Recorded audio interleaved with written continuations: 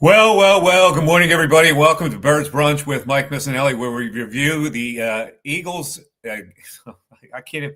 I can't even believe what happened yesterday. I just can't. I know everybody out there can't believe it either. As the Eagles blow a 21-0 to lead, it's the biggest blown lead in Eagle history since 1985, when they blew a 23-point lead against the Vikings. They had blown 21-point leads in 1945. Remember, you were at that game. And 1999 against the Cardinals. The 1945 game was against the Giants. I'm trying to have good humor here, but this is as bad a loss as you could possibly have, and puts the Eagles in jeopardy now of getting the number one seed in the NFC, which we'll talk about a little later, because the Rams won yesterday over the Tampa Bay Buccaneers. So let's start out with this was a horrible coaching job, just a flat out horrible coaching job. The Eagles had first of all, what were they doing in the second half? They had a 21-0 lead. What were they doing in the second half? They played right into whatever adjustments the Cowboys made defensively. The Eagles played right into it. They ran Saquon Barkley 4 times on first down, which didn't gain anything. They had no variety in their offense whatsoever. They turtled up really on offense. So somebody's got to pay for that, whether it's the offensive coordinator Kevin Patullo, who's had his bad moments this year, or whether it's the head coach Nick Sirianni, who oversees the whole package. I don't understand what was going on yesterday with the offense. Now, 21-0 lead. They wound up with 39 passes to 18 runs. That's not exactly balanced. With a 21-0 lead, you should be able to run the football consistently. They just picked the wrong spots to run the football. They had no variation in their running game.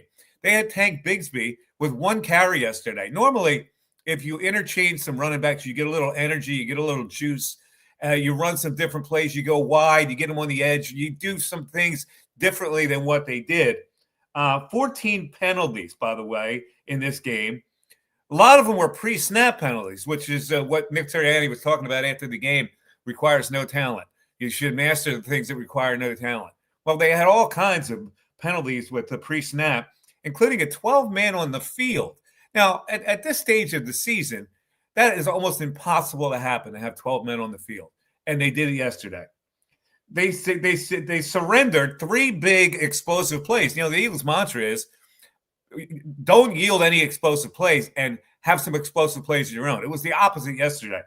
They had 3 explosive plays, 50 yards to CeeDee Lamb, 43 to Pickens, and then the killer, the 24-yard slant to Pickens late in the game, which set up the game-winning field goal. Their last 8 drives, the Eagles, yielded only 111 yards and 5 first downs. Since 3 minutes were left in the second quarter with a 21-0 lead, here were the Eagles' possessions. Punt, end of half, punt, missed field goal, fumbled punt, and then another punt after Hurts was sacked. And that was the death knell. When he was sacked, then he gave it up, and the Cowboys got down the field to kick the game-winning field goal. Tooper DeJean. Adoree Jackson got hurt. Looked like a concussion situation. Cooper DeJean had to go to the outside. Did not work for Cooper DeJean. He is strictly a nickel corner. He got toasted a lot yesterday. When they went after him, they had to also put Sidney Brown in there when Blankenship got hurt. Sidney Brown did not fare well on that Eagles defense. They took advantage of him on that. They got a reprieve when Dallas actually couldn't turn 2 fumbles into points. It's hard to believe. They had 2 fumbles that they did not turn into points. The Eagles got a reprieve on that, and they still wound up losing the game 24-21. The Eagles gave up 354 yards passing to Dak Prescott, and then in the end, they gave up the big play to George Pickens that led to the game-winning field goal after a failed Eagles drive where Hurts was sacked by Osa Odighizuwa, I think that's how you pronounce it, on a 3rd and 2. Just a killer play. 28 net yards in the first 3 drives of the second half of the Philadelphia Eagles. Somebody's got to take accountability for that. The head coach, the offensive coordinator, has to take accountability for that. The defense, all right, they yielded some big plays. But the Eagles had a 21-0 lead, and the defense really, if the Eagles score once, 1 touchdown in that second half, you're not looking at the defense saying they played a poor game. So that's the synopsis of what happened yesterday for the Eagles. And now what this does is puts them a game behind the Los Angeles Rams. And we'll discuss that a little later on the remaining schedules of both the Rams and the Eagles to see if the Eagles can regain that number one spot and get that bye in the playoffs, which is very important to get that number one seed. And they had it in control, and they blew it yesterday. I don't know. When it was 21-0, I'm looking at the game saying, boy, Dallas Cowboys stink. They're horrendous. They're not even showing up for this game. And then the whole thing flipped around in the second half, and that's the Eagles' fault for that. It's not as much as what Dallas did as what the Eagles did not do. So let's get to the comments from the head coach, he's the guy that's got to take the accountability, and he'll speak more on that, I guess, a little later today. But let's go to Matt Miro's our producer. Matt, let's go to cut number 3. Did you let your foot off the gas when it was 21-0? Different things personnel-wise.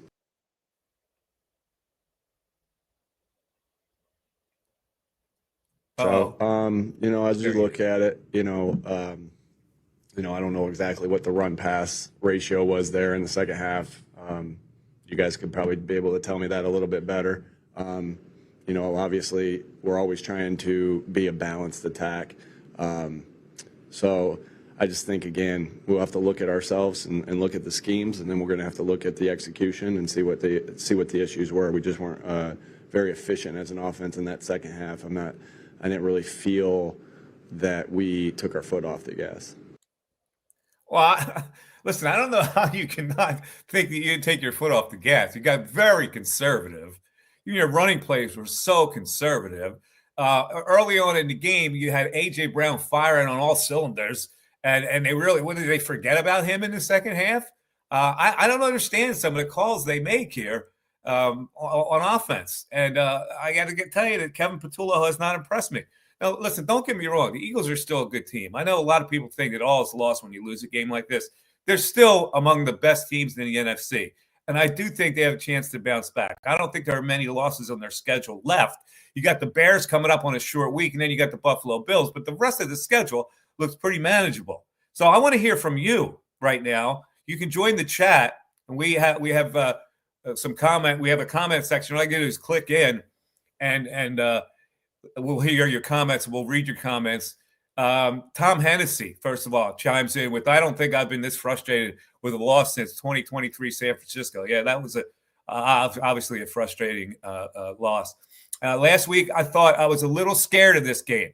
But once they got up 21-0, I wasn't scared at all. But Larry Frussetto says you were right all along. I didn't mean to be right.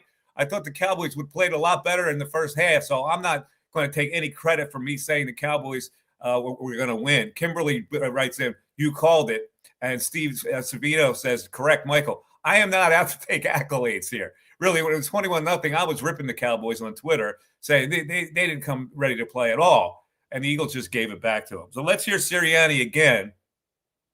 Let's discuss the bevy of penalties that the Eagles had. This is a team that should be buttoned down by this time of the year. And for them to get 14 penalties is a lack of concentration. A lack of concentration, lack of execution goes right to the head coach. So let's hear what Nick Sirianni said. This is cut number 1, Matt, discussing the bevy of penalties that they had. Uncharacteristic of us, obviously. Always put that on me. If there's stuff that like that we spend time going over, obviously I got to get my message across better. So that's got to be on me. And we'll fix the things that we need to fix technique-wise, look-wise.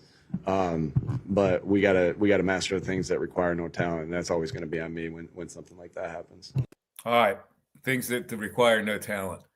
Lack of execution, very sloppy, undisciplined play.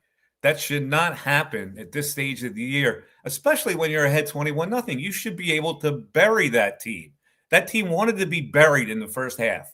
And you came out and you let your foot off the gas. You got too conservative on offense, and you played scared. I mean, there's no other way around it. They played scared in that second half. They did not assert themselves at all. So a terrible, terrible loss. All right, Sirianni, on the defense, different Dallas defensive looks. I was watching the game, and I'm going, what is Dallas doing differently to the Eagles that the Eagles are not being taken advantage of? And if they're doing something different, why aren't the Eagles readjusting? Here's what Sirianni had to say on different Dallas defensive looks. Cut number 4, Matt. a couple different things personnel wise that they came out in to try to do some different things for the run game.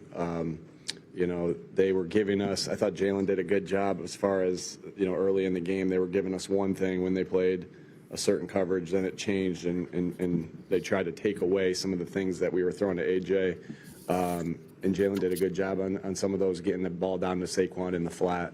So just a little different variations of how they played the coverages from what I'm seeing, on the fly. Hats off to them. They did some good things there. We got the lead.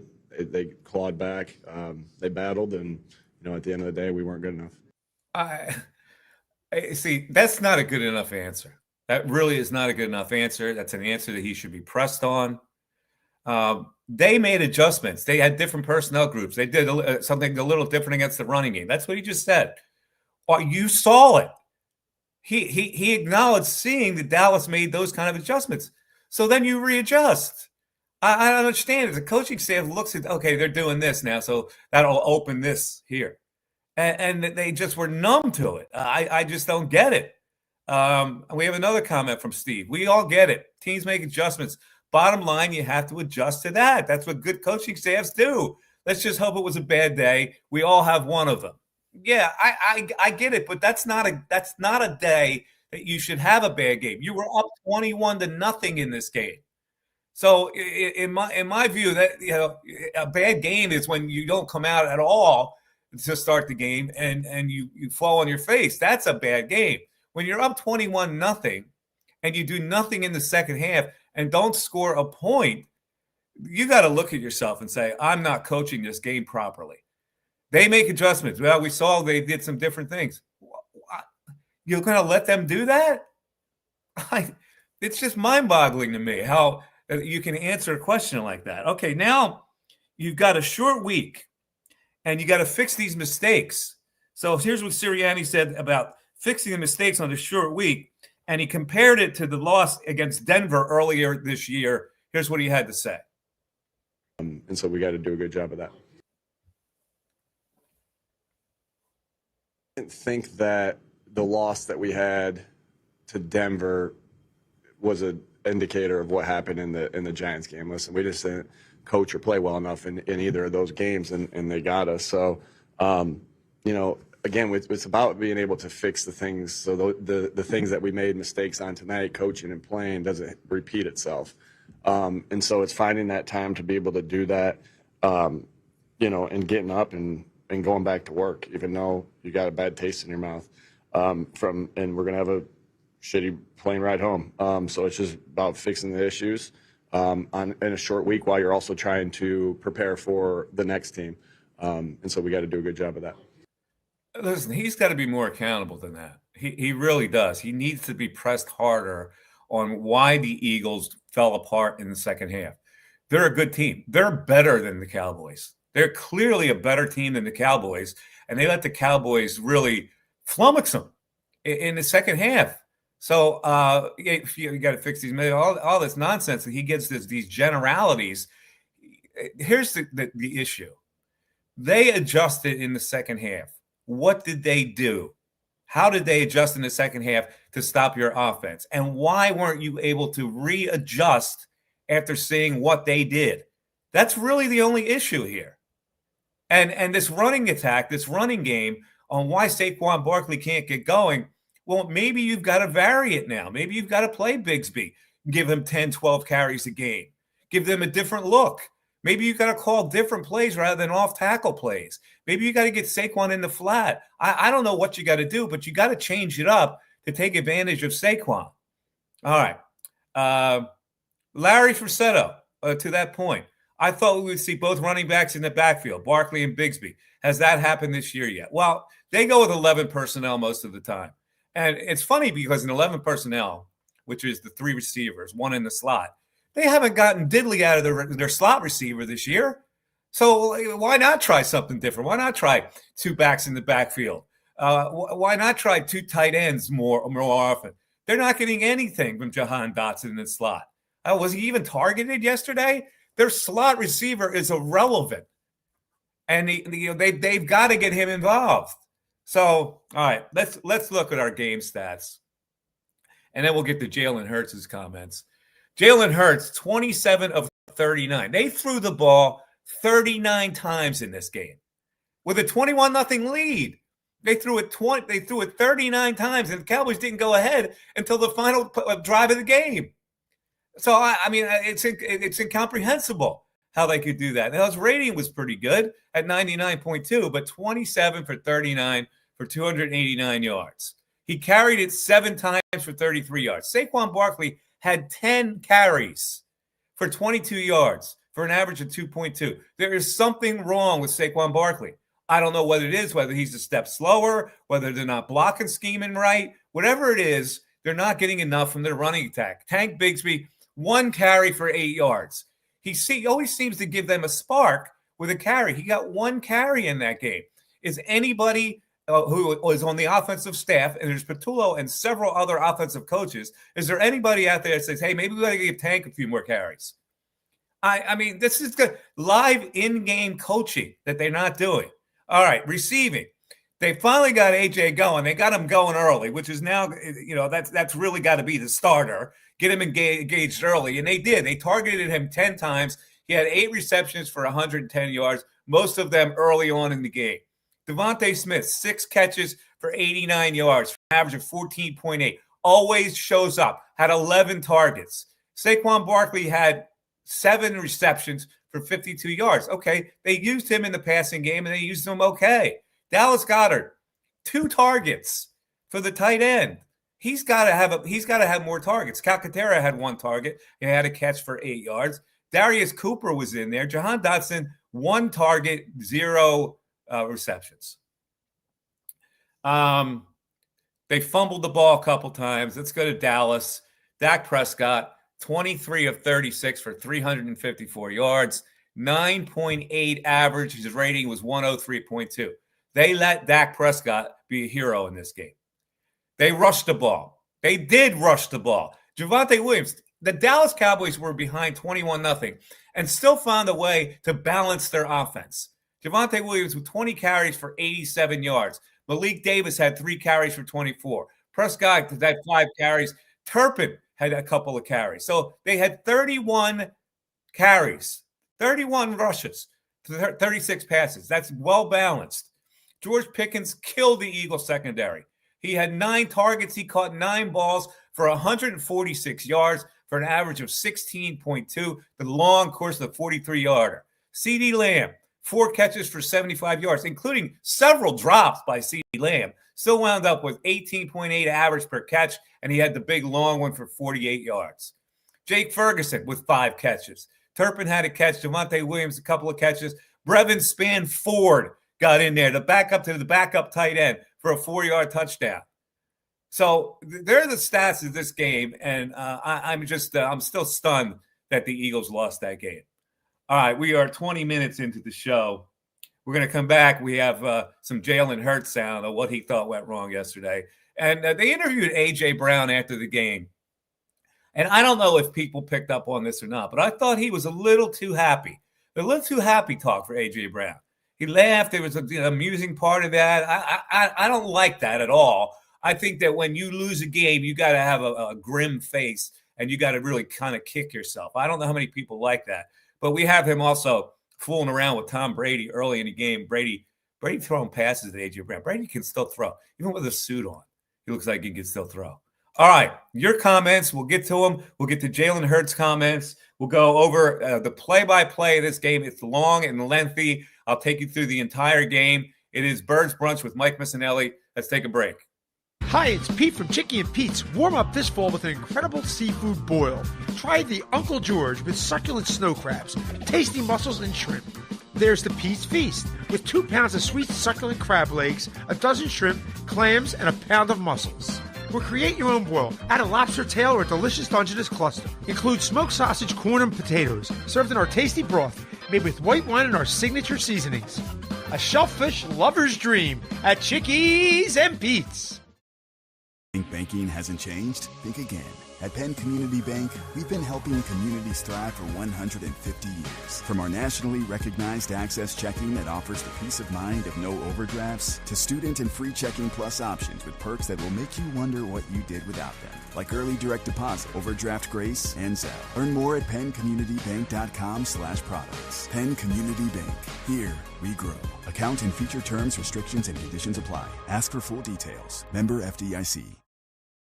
Your day-to-day life is hectic between having to pick up the kids, make dinner, the countless other tasks that you got to get done. Rob's Automotive and Collision is there to make your life a whole lot easier. Make sure you take advantage of their spacious waiting rooms, the large flat-screen TVs, complimentary coffee and muffins, and free Wi-Fi. So even when you do have to stop, Rob's is there to make you feel right at home. Give Rob's a call today at 215-826-9200 for any of your auto repair needs. This is Tommy Green from the 1993 National League champion Phillies. Every champion needs a good game plan. BCWSA and I want to make sure you have a game plan when it comes to conserving our most precious resource, water. Whether you're washing dishes, brushing your teeth, or watering your garden, there are ways you can save water and save money. Visit bcwsa.net for tips on conserving water. BCWSA, proven.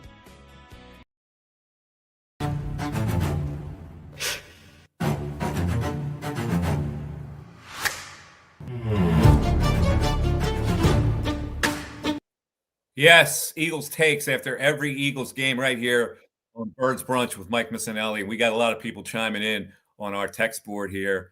Tom Hennessy chimes in. Hey, yes, the Eagles are good and appreciative of overall success, but not living up to true potential right now. The offense is loaded, feeling number 2 seed, but worried about the playoffs at the Rams. Well, yeah, right now, in the NFC title game would be at the Rams. But again, we're going to look at this a little later and find out that that the Rams, the Eagles can still get that number 1 seed.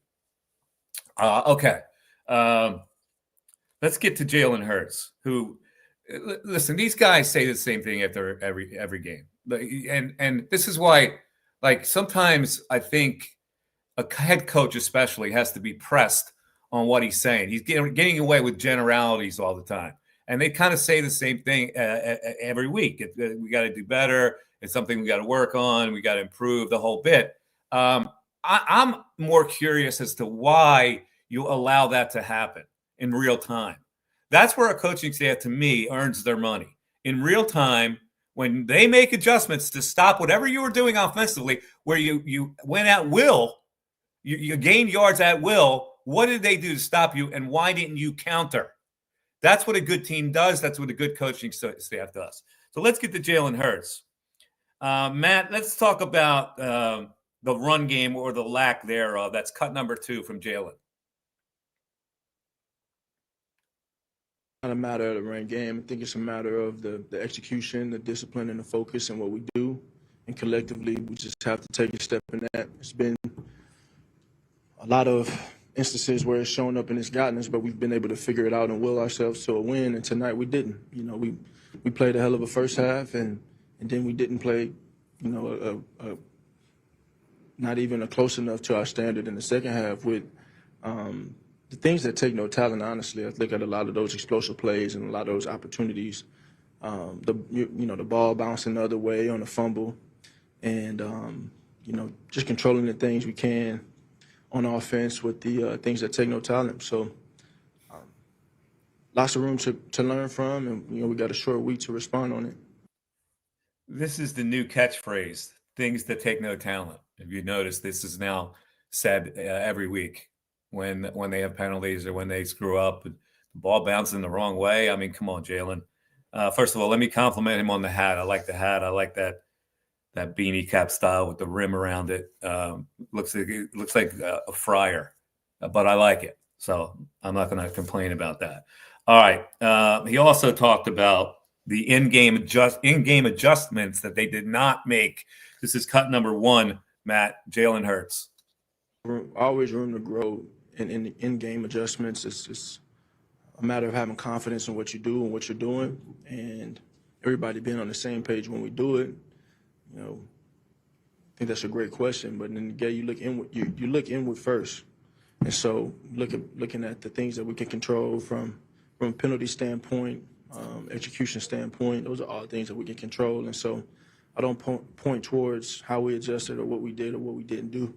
In the end, we had an opportunity to win the game and we didn't, and so we gotta own this one. Let it light a fire in us as a team and stay together and move forward. Yeah, again, he doesn't. I'm not expecting him to give you detail. It's almost useless whenever Jalen Hurts talks, but he's the quarterback, and he was involved in a game that really the Eagles let their foot off the gas. They did not make any in-game adjustments on offense.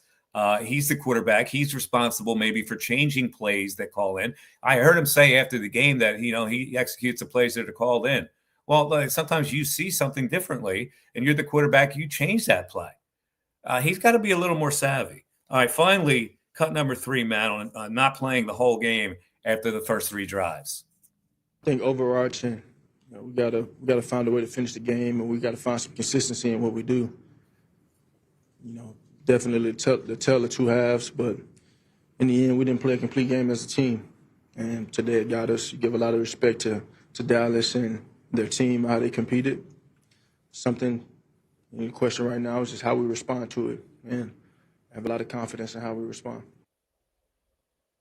All right. Well, I hope he's right. Again, we have a tendency to think all is lost when they lose a game like this. It's such a stunning loss. I mean, they haven't blown this kind of a lead since 1985, for crying out loud. And this is a good team. This is a Super Bowl caliber team blowing a game with a 21-point lead. That's substantial. That stings. And I know we have a tendency to say, well, they stink, they do this. They're still a good team. Don't get me wrong. And I expect they'll bounce back against the Bears. I know the Bears are a hot team. It's a short week for both teams. So I don't know how this is going to turn out. But if they lose to the Bears, then there's really concern. But I think they're still a good enough team. I mean, for the last 2 weeks, we've been lauding their defense. Their offense hasn't really done much, but we lauded their defense. And with a 21-0 lead, you said this game's in the bag. There's no way that Dallas is going to be able to score more than 21 points against this kind of defense. And they did. So I don't know. Somebody doesn't like Jalen's hat. Okay. Well, I thought it was all right. I like the hat. Anyway, Nick Sirianni and Kevin Patullo need to be blamed for this loss in Dallas. Doughboy ego. I totally agree with you, Doughboy ego. All right, let's get to the play-by-play of this game, which is substantial. The Cowboys had the first drive of the game, and on 4th and 3, they go for it at the 50. Their pass is incomplete, so the Eagles take over at midfield. All's good, right? They get the ball at midfield on their first possession. First play is a quick shot to A.J. for 5. Second play, A.J. to the right for a first down. Then a swing pass to Barkley, first down at the Dallas 20. Then on a 3rd and 5, a slant to A.J., 16 yards, bang. They're on the board 7-0 that quick. And I'm thinking, oh, boy, here we go. This is going to be a rout. The next circumstance in this game, Dallas got called for roughing the kicker on a 4th and 10. The Eagles scored off of that drive. All right, it was 4th and 10. They got the 15 yards on that, and they get the first down. When the plant leg is taken out, that is roughing the punter. That is roughing the kicker. And that is not unlike running into the kicker, which is you hit the kicking leg. However, on replay, you saw that the ball was tipped by Ryan Flournoy. He's not the guy that actually ran into the kicker, but he tipped that ball. Once the ball is tipped, there should not be a penalty on that. Now, he's talking to people on the sideline saying he tipped it. Why wouldn't the Cowboys challenge that? They ignored the guy who said he tipped it. If they had actually challenged that, you would have seen the tip, and they would have still had possession. But I'm saying this is another bonehead move by the Dallas Cowboys. So the Eagles take over at the 38. Hurts to A.J. in the middle of the zone for another first down. 3rd and 5, A.J. slant, the first down to the 21. Saquon to the 7. Hurts to A.J. in man coverage for TD, but both feet were not in. And then Hurts a design run for the TD.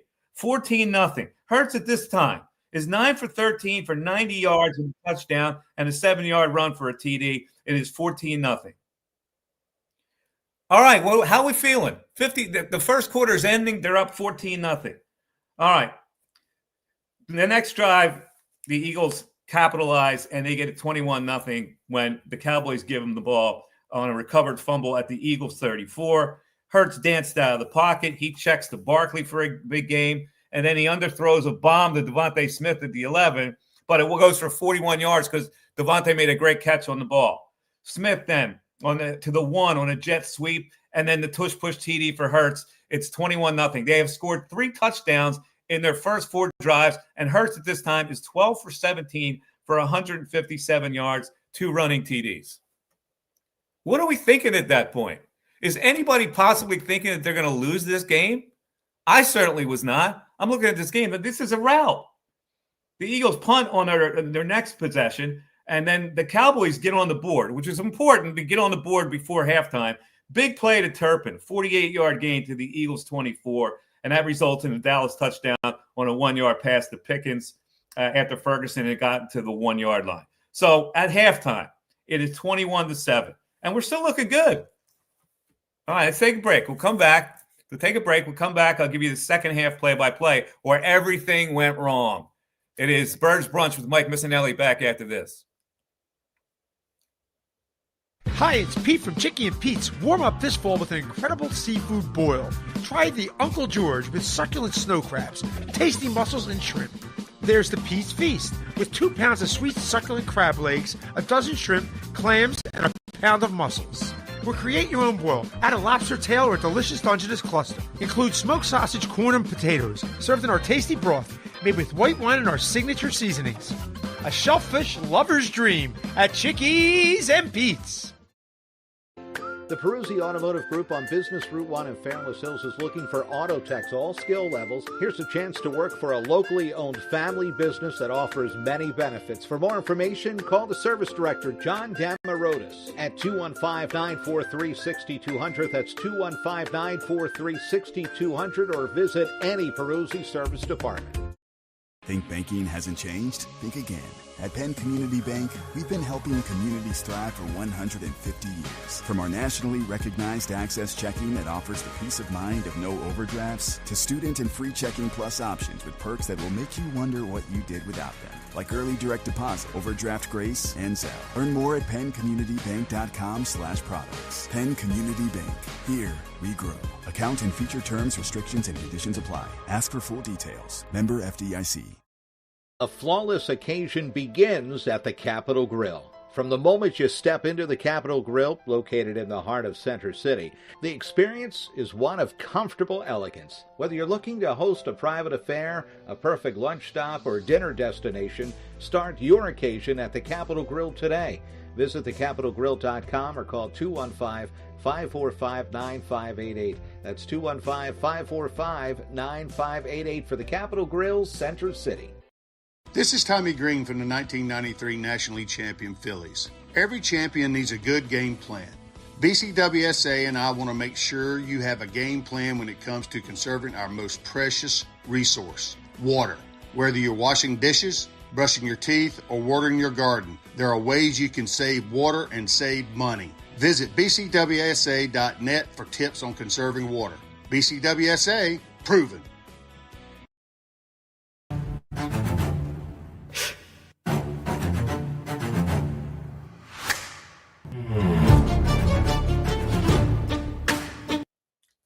Yep, Eagles takes after every game by me, Mike Missanelli, on Birds Brunch, as the Eagles lose 24-21 and keep their number 1 seed situation in jeopardy. That we'll get to a little later. We'll go over the remaining schedules for the Eagles and the Rams to see what's what here. But remember, the Eagles have a tiebreak because they beat the Rams, so that's all good. All right, A.J. Brown. Before we get to the play-by-play of the second half, A.J. Brown after the game, I maybe I'm off base with this, but does anybody think that when they win and he doesn't contribute that much, where they don't target him much, he's not happy? When they lose and he's had a big game, he seems happier. I hate to put that label on the guy, but I thought after the game he was a little too glib.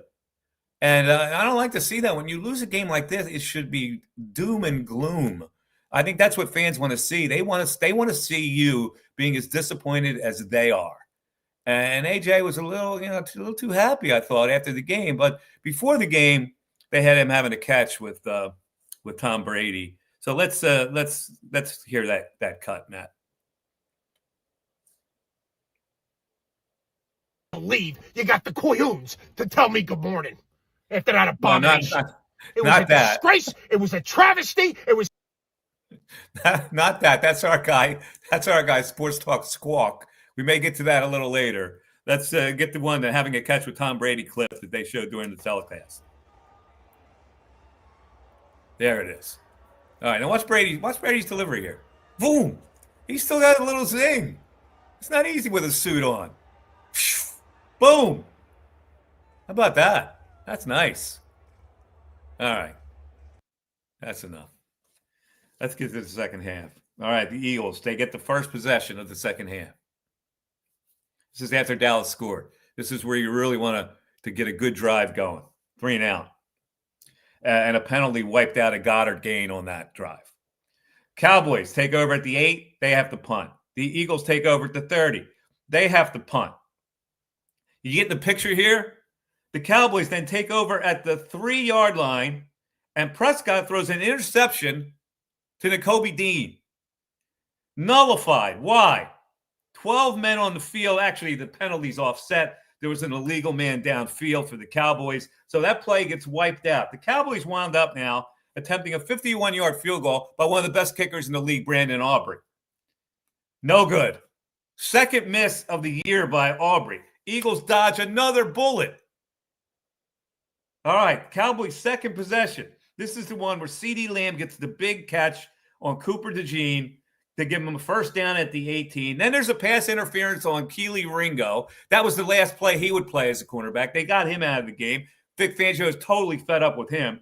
Cowboys have a first down at the 4, and then a TD pass to Span Ford, who bumbles all the way to the corner of the end zone before he gains his balance. Dak has enough presence to hold on, and then hit him for the touchdown. So it's 21-14 now with 2:02 left in the third quarter. The Eagles took over at the 30-yard line. They moved the ball into kind of field goal range. They sent Elliott out to attempt a 56-yard attempt. He's got plenty of leg for that. I know Sirianni was asked after the game, why would you try to kick a field goal there? Well, 56 yards in that stadium, I would do the same thing. He pushed it right. It was at this moment that Blankenship is hobbled. So Blankenship's on the sideline. He's hobbled. They have to play Sidney Brown for the rest of the game. The Cowboys get the ball at the 45-yard line after that missed kick. They hit the bomb to Pickens. DeJean and Sidney Brown in coverage, late Sidney Brown. They get it to the 10, and then Prescott scrambles for the touchdown. The score is tied with 11:40 left in the game, 21-21. Hard to believe. The Cowboys tie the score at 21. There's 11:40 left in the game, and I'm thinking, okay, all right. Now the Eagles get it together here. But they start a drive at the 30, and they start to move the football. Here it is. Hurts for 7. Hurts then to AJ for 19 yards to the Dallas 43. Hurts runs for 9 and gets the first down to the Dallas 31. Illegal hands to the face penalty by Fred Johnson. That's a penalty that takes no talent, okay? You can't get your hands to the face, and that may have been the play of the game right there. But anyway, they get a check down to Barkley. He fumbles the ball. Dallas recovers. Sam Williams with the punch out, and the Cowboys recover.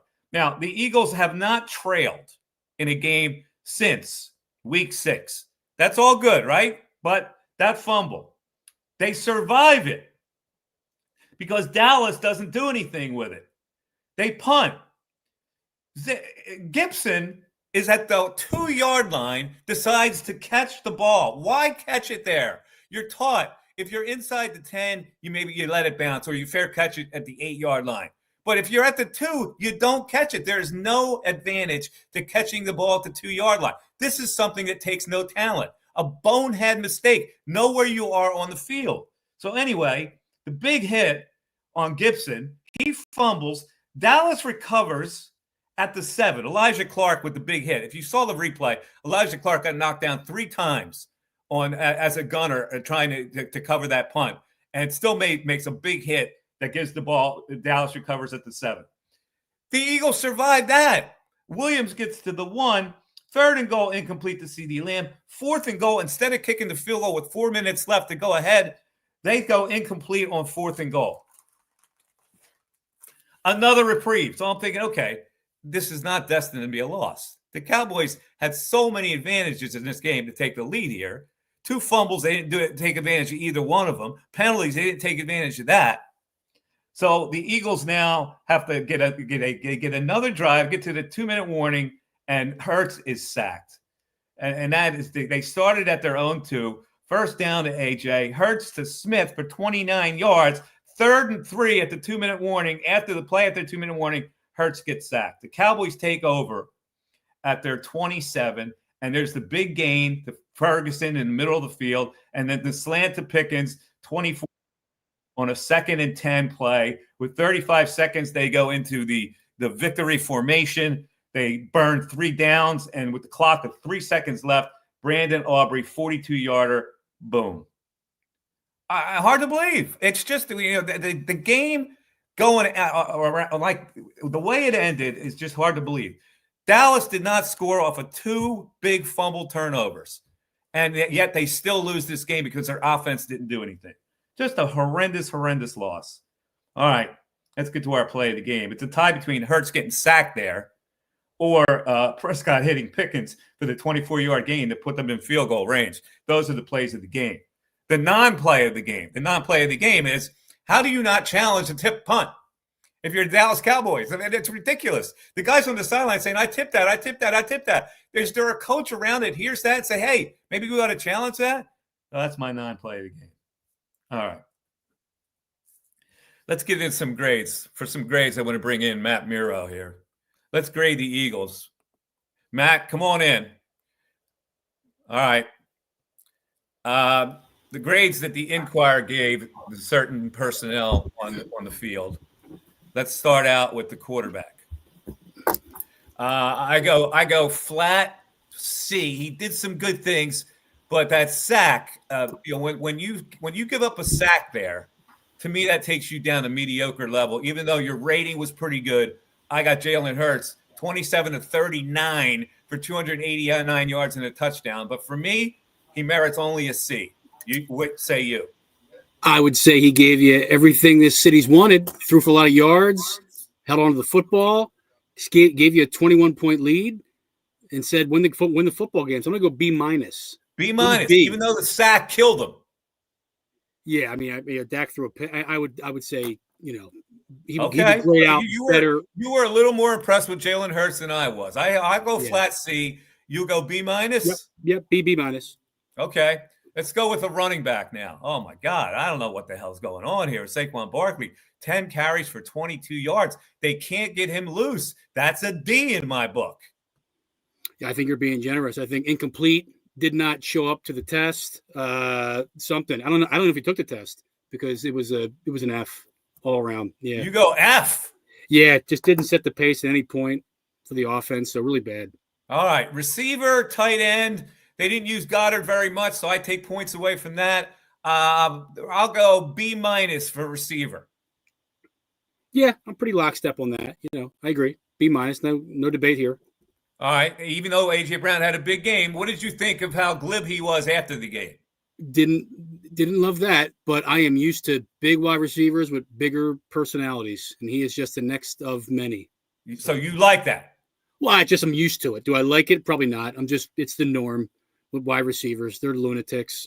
Okay. Offensive line. Fred Johnson starts for Lane Johnson. I didn't notice him for most of the game until he made a couple of big mistakes. So their offensive line could not hold up for the running game. They were okay in pass protection, but they can't open holes. I don't know what is going on with this offensive line. So I go C- for them. Yeah, I'd probably go even lower because when you have a mobile quarterback, sometimes that can mask some protection flaws. So I go D+ because your number one goal is to get the running game going, and you did not. All right, let's go to the other side of the ball. Defensive line. Now, this has been a dominant force for the Eagles, and their defensive line really didn't get to Dak Prescott at all as far as the pass rush. Jalen Phillips was invisible in this game yesterday. Did not have a single tackle. Jalen Carter played okay. Jordan Davis was kind of non-existent. Ojomo got banged up a little bit. Defensive line, I can't give him any better than a C. I'm with you, Mike. They didn't block any field goals. So what a terrible week. So Well, let's. Yeah, I get. This is no time to be glib, Matt. I know you're right. What are you, AJ Brown, right. after the game? I know here? you're right. That's fair. This is no time to be good. They didn't block any field goals. They didn't do much to get pressure on Dak Prescott either. You're right. All right, let's go linebacker. All right, the linebackers were okay. Zach Bond recovered that fumble. He did miss an open field tackle on the tight end. N'Kobe Dean had a third down sack, but he drew a holding penalty on another rush. He couldn't hang on. Dean was in coverage when Williams couldn't hang on to a fourth down pass. Bond had a pass right in his hands that he dropped. So linebacker B- I got. Yeah, I agree. I think I'm spoiled seeing good linebacking play from this Eagles team. So B-. Yeah, they were just okay yesterday. So I give him an average grade. Cornerback, well, Adoree Jackson was in coverage when Pickens caught the 1-yard touchdown. He left with a concussion. Cooper DeJean surprisingly got toasted a little bit. Did you feel that way? Agreed. Was not one of his stronger games. So I go C- probably to a C, this group. He's the one who allowed Lamb to catch that 50-yard pass. Now, that was a great catch by Lamb, where he was DeJean was also flagged for interference, but he didn't break up that pass. And Keely Ringo was called upon, but he committed a pass interference penalty, and won't see Keely no more because I think Fangio can't stand them. And safety, average safety, Blankenship was good early, but he missed Turpin in an open field on that 48-yard catch.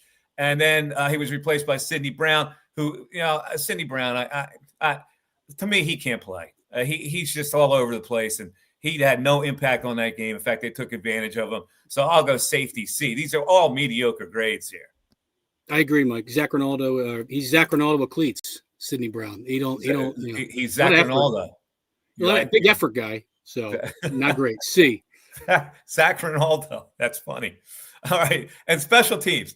I'm going to tell you, first of all, they missed a field goal. The punter had a good game. But Xavier Gibson fumble in the fourth quarter when he fielded a punt at the 2-yard line. You get a D for me on special teams. That is ridiculous. In fact, that should be an F because not only did he use bad judgment, he got smashed on the play and had to be carted inside off the field. F for the special teams. I agree. I think F is an ideal grade for a missed kick and a fumbled punt return. F agreed. Okay. Mike, if you want as well out of the next break, it's up to you. We do have Philly superfan, his take. Just sent to us. It's up to you. Yeah. Sports Talk Squawk by Gabe. Yes, is coming up after this because he was lit up about it. But one last grade, coaching. That is an F for me. You cannot have a 21-0 lead. Watch Dallas readjust and not readjust to their readjustments. Horrible coaching in the second half, even though they got a 21-0 lead. Horrible to let your foot off the gas and to let the Dallas Cowboys take control of that game. That's a flat-out F for Sirianni, for Kevin Patullo, and I'll leave Fangio out of there. But his unit folded also in the second half. Yeah, I think you're right. If you can openly admit in a post-game press conference we weren't ready for something, you failed that week. So agreed. F. All right, let's take a break. We'll come back. We have our super fan, Gabe, who has his take. Sports Talk Squawk is coming up after this. It is Birds Brunch with Mike Missanelli on the On Patterson Network. We're back after this. This is Tommy Green from the 1993 National League champion Phillies. Every champion needs a good game plan. BCWSA and I want to make sure you have a game plan when it comes to conserving our most precious resource, water. Whether you're washing dishes, brushing your teeth, or watering your garden, there are ways you can save water and save money. Visit bcwsa.net for tips on conserving water. BCWSA, proven. Your day-to-day life is hectic between having to pick up the kids, make dinner, the countless other tasks that you got to get done. Rob's Automotive and Collision is there to make your life a whole lot easier. Make sure you take advantage of their spacious waiting rooms, the large flat-screen TVs, complimentary coffee and muffins, and free Wi-Fi. So even when you do have to stop, Rob's is there to make you feel right at home. Give Rob's a call today at 215-826-9200 for any of your auto repair needs. Hi, it's Pete from Chicky and Pete's. Warm up this fall with an incredible seafood boil. Try the Uncle George with succulent snow crabs, tasty mussels, and shrimp. There's the Pete's Feast with 2 pounds of sweet succulent crab legs, a dozen shrimp, clams, and a pound of mussels. Or create your own boil. Add a lobster tail or a delicious Dungeness cluster. Include smoked sausage, corn, and potatoes, served in our tasty broth, made with white wine and our signature seasonings. A shellfish lover's dream at Chickies and Pete's.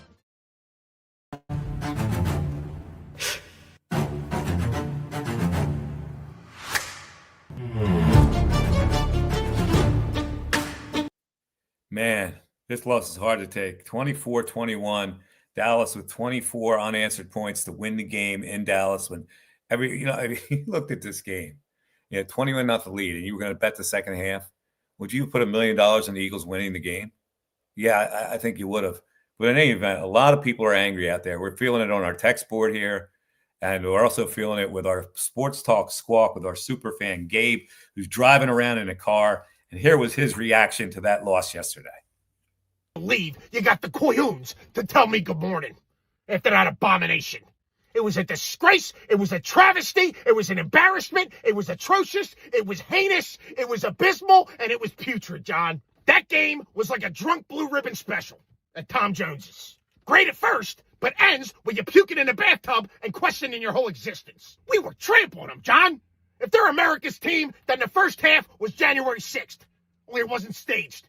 Okay? 3 drives, 3 touchdowns. Jalen was telling the haters to shh like it was Mass at Fatima. I'm telling you that right now. Him and Dak were both dropping dimes in the end zone. Jalen to AJ, Dak to Blankenship. You do the math on that one. 21-zip. I was ready to turn on Merrill and Mike and go organize the garage. And I'll tell you what, I should have.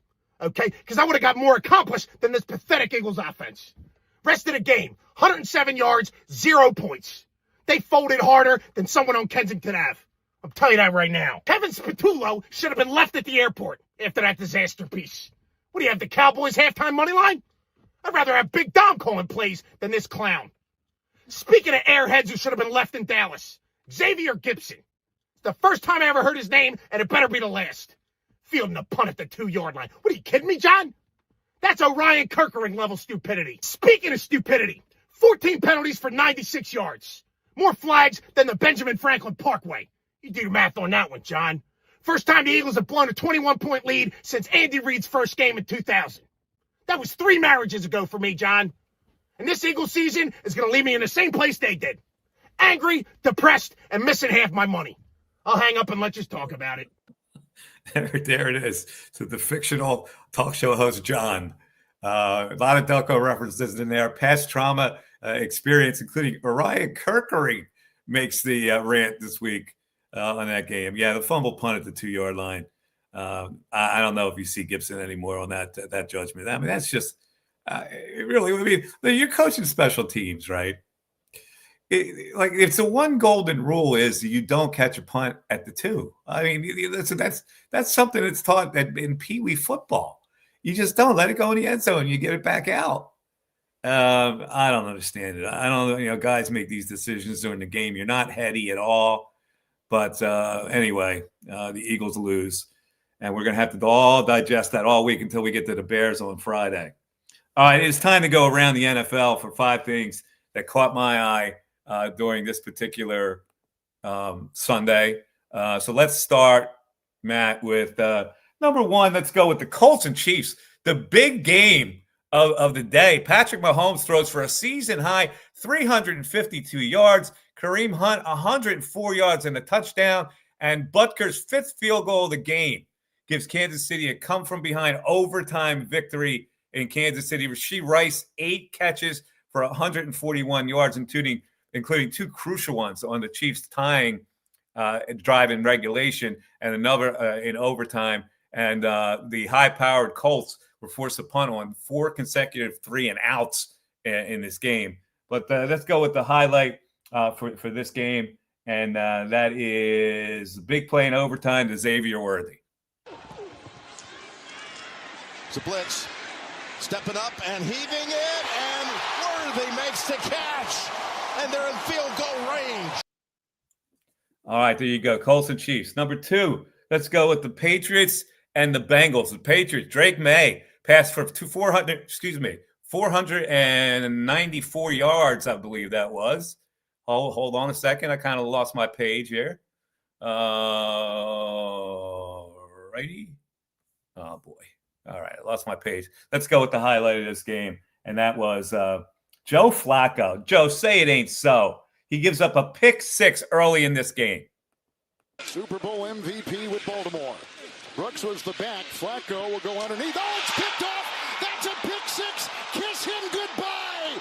Marcus Jones. Our second pick 6 in this one. Yeah, there you go. Joe Flacco still playing. And that was one of those plays where you telegraph it to the right and then you throw it and the guy has time to catch up for it. All right, number 3. Let's go with the Packers and Vikings here. Emmanuel Wilson. There's no Josh Jacobs in this game, but Emmanuel Wilson comes in for a career-high 107 yards and 2 touchdowns in his first career start, 28 carries, 107. That's the highest single-game total by any Packer running back this season. Green Bay is now 2-0 in divisional games after going 1-5 against NFC North foes last season, so a big improvement. The Vikings were attempting to beat the Packers on the road for a 3rd straight season. They did not do it, and so the highlight for this game, no Josh Jacobs, so let's go with Emmanuel Wilson with a carry for 2 touchdowns. Let's get one of his 2 1-yard touchdowns. Wilson again reaches for the goal line. Packers make him pay.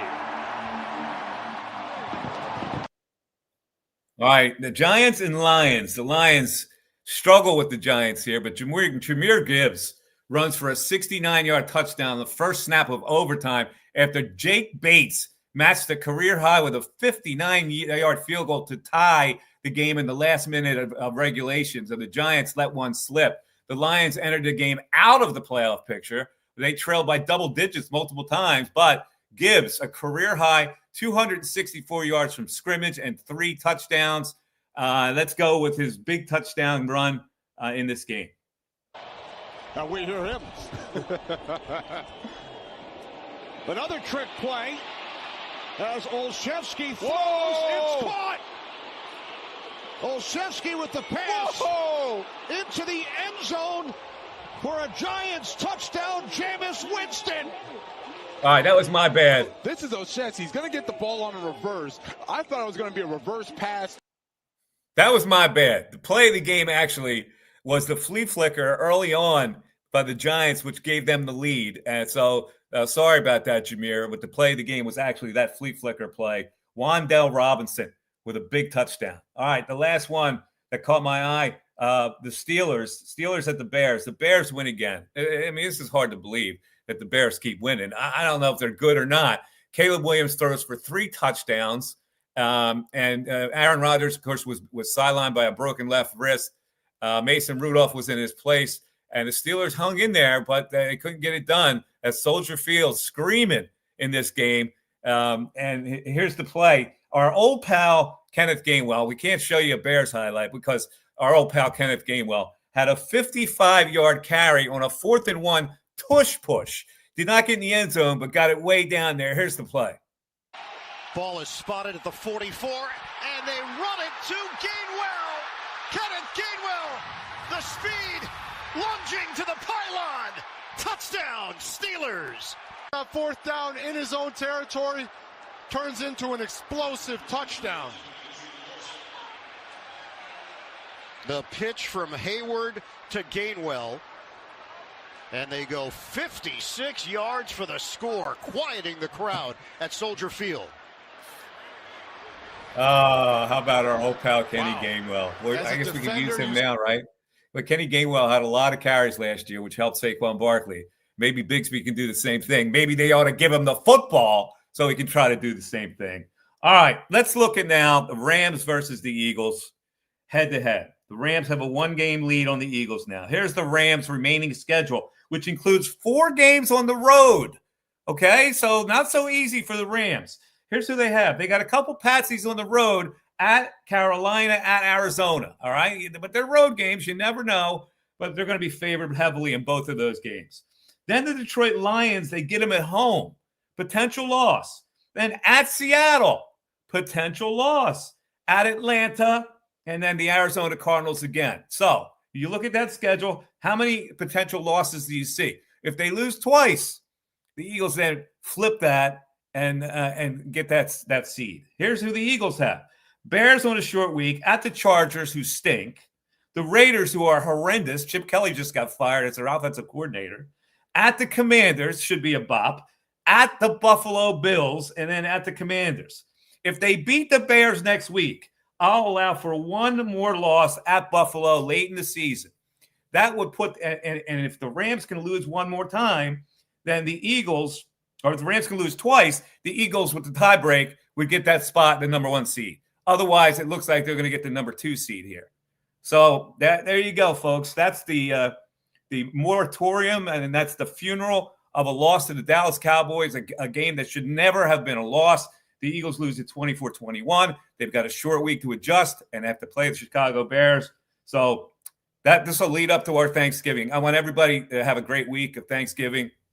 Thanks for listening to the show today. We really appreciate it. And thanks for the comments. We love to hear the comments coming on our text board here. So thanks a lot for listening. Thanks a lot for watching. It is Mike Missanelli with Birds Brunch. We'll be back at you after the Chicago Bears game. Take care, everybody. Bye-bye.